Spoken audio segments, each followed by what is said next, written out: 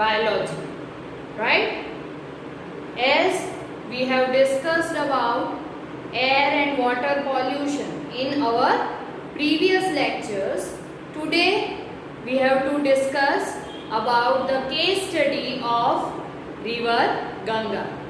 But before we start, let's recall what we have studied in the last lecture. So, as we know that air is getting polluted day by day. Air pollution is getting increased, right? So, because of air pollution, we have many problems. All the living beings are suffering from the air pollution. Okay, even it affects the non-living things like monuments, buildings, etc. In the previous lecture, we studied that how can we reduce this air pollution, right? So for that we can use the clean fuels like CNG and LPG, plus we can use the unleaded petrol, and obviously we must have to use or we must have to depend on the alternative sources like solar energy, wind energy, hydroelectrical energy, right? Then we studied that we must have to grow trees in various occasions. We have to celebrate One Mahotsav as well as Environment Day by planting the trees. So these are some methods by which we can reduce the air pollution. Then in the previous lecture we have started to learn about water pollution. As we all know, water is very much important in our life. It requires in our day-to-day activities, right? But then also we are not taking care about water pollution. Continuously we are throwing the garbage, sewage, chemicals into water, and due to these things the water is getting polluted. So what is the effect of this water pollution? Let's study by taking an example of our holy river Ganga, right? So let's see the case study on river Ganga. As we all know, Ganga is the one of the famous river and the largest river of India.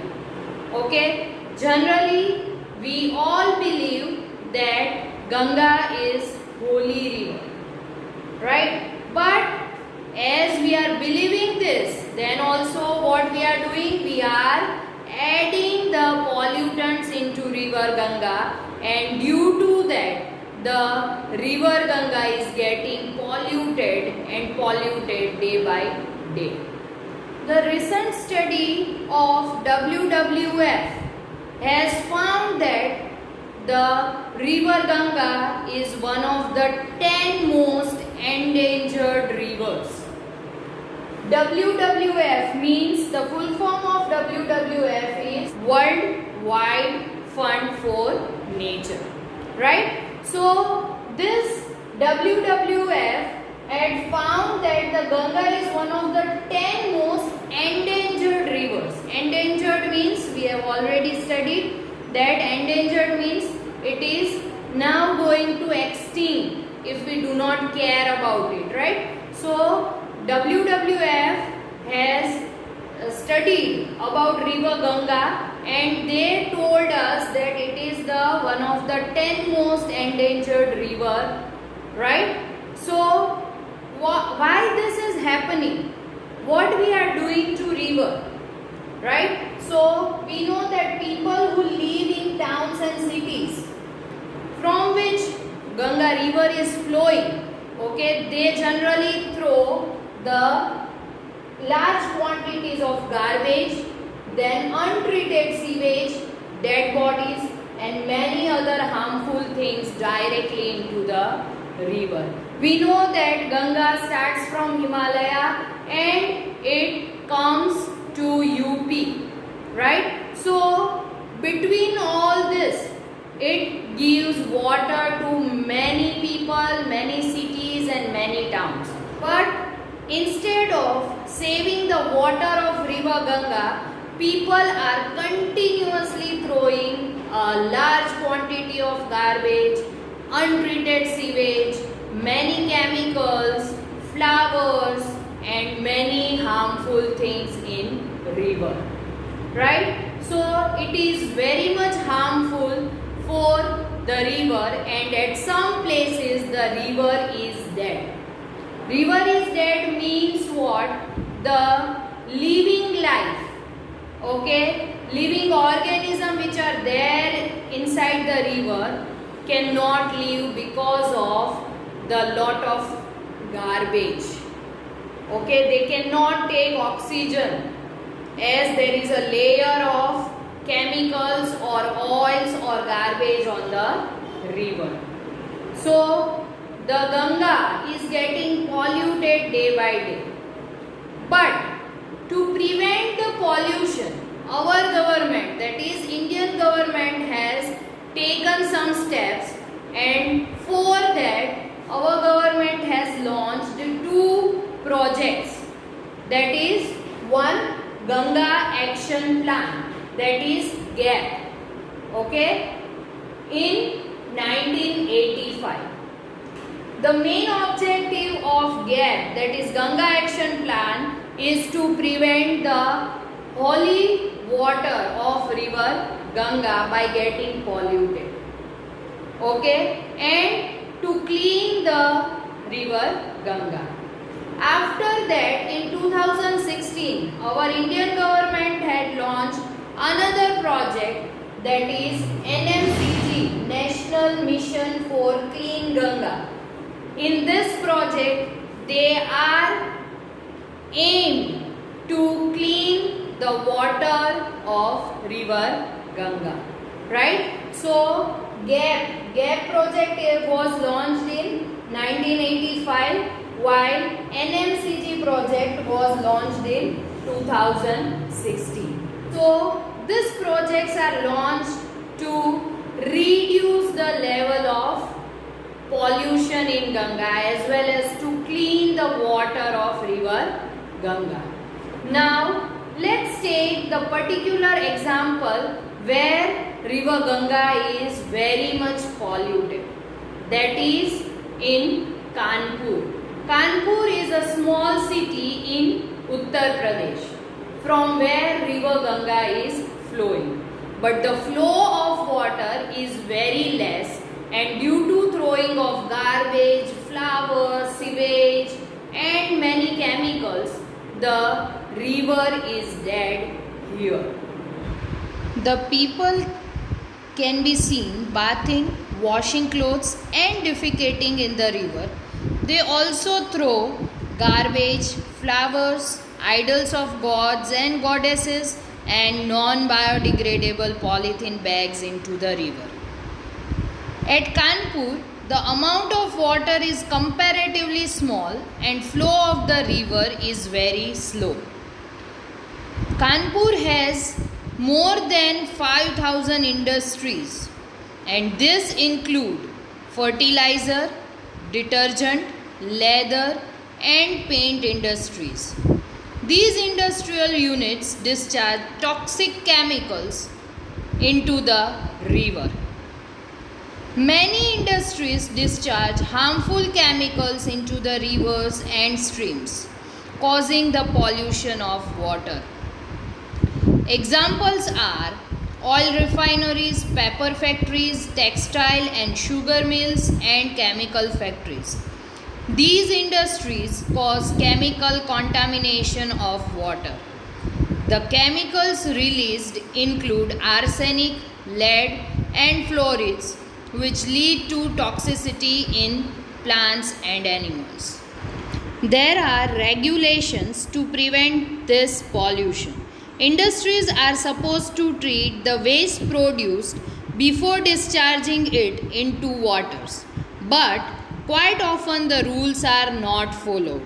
The soil is also affected by impure water, causing the changes in acidity, growth of worms, etc. As we have learnt in chapter number 1, that is the pesticides and weedicides are important for the protection of crops. But however, all these chemicals dissolve in water and washed into water bodies from the fields. They also seep into the ground and pollute the groundwater. You might have seen the ponds which look green from a distance because they have a lot of algae growing in them. This is caused by excessive quantities of chemicals which get washed from the fields. These act as nutrients for algae to flourish. Once these algae die, they serve as food for decomposers like bacteria. A lot of oxygen in the water body gets used up. This results in a decrease in the oxygen level, which may kill aquatic organisms. Sometimes untreated sewage is thrown directly into the rivers. It contains food waste, detergents, microbes, etc.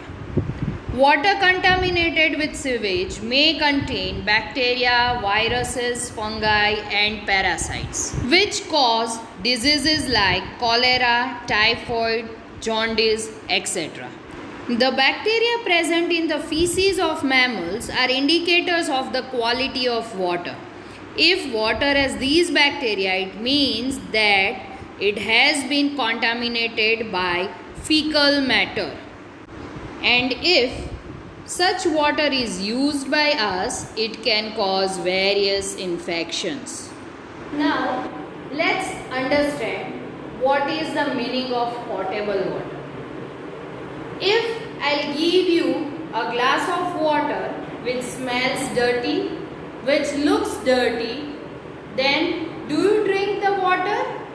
Obviously not, right? So we can say that the water which is suitable for drinking is known as potable water. Okay, the water which is clean means the water which has no color, no smell. Okay, it is known as potable water, which is obviously suitable for drinking, right? So this is known as potable water. But the question is, how can we make this water potable? Okay, means how can we make the water suitable for drinking? What we have to do to make it suitable for drinking? For that, we have three methods of purification of water.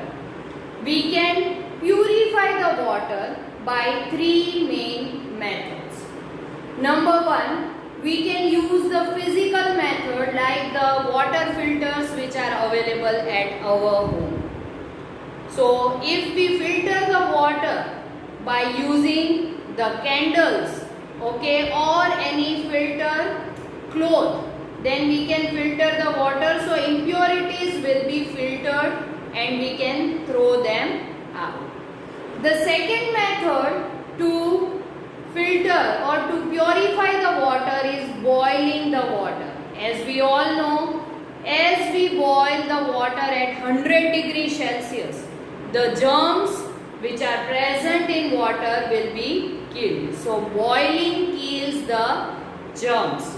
By that we can purify the water. And the last one is some chemical method known as chlorination. In chlorination, we are generally adding the chlorine tablets in water. This chlorine tablets will absorb all the germs, or it will kill all the unwanted or harmful substances from water. So, these are the three main methods of purification of water. That is physical method by using filters or candles. Second is boiling, okay, and third is chemical method, that is by adding bleaching powder or chlorine tablets. So this is all about this chapter. In the next lecture, we are going to start a new chapter, chapter number 2, that is microorganisms, friend and foe. Till that, don't go outside, be at home, be safe. Thank you.